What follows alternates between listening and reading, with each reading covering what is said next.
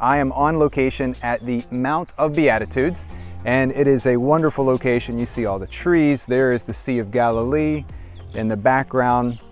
And right behind me, though, is what I want to talk about. And that is a Catholic church that was built in the 20th century.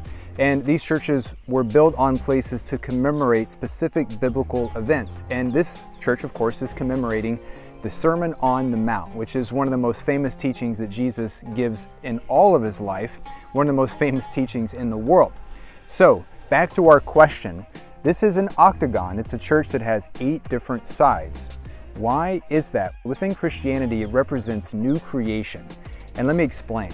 So in Judaism, we know that 7 is kind of the perfect number, and that goes all the way back to the very beginning. God creates in 7 days. But Jesus is resurrected on the 8th day. That's the idea within Christianity. So while God creates everything in 7 days, God starts everything new on the 8th day. If you think about this building right here, it should certainly be 8 sides, because not only is it living in light of the 8th day, that is the new creation, because it's a Christian church. There are 8 Beatitudes, and so of course we're here, the very place where Jesus gives his sermon, and the sermon begins with 8 blessings that are given.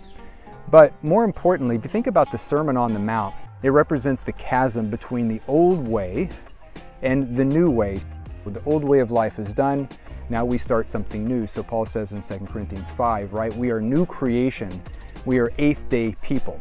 So that's something for you to think about next time you go to a church. Maybe it's an octagon and you now know what it signifies, but more importantly for your own life, just thinking in light of the resurrection, what does it mean to be someone who lives in light of the 8th day, that is, of the new creation?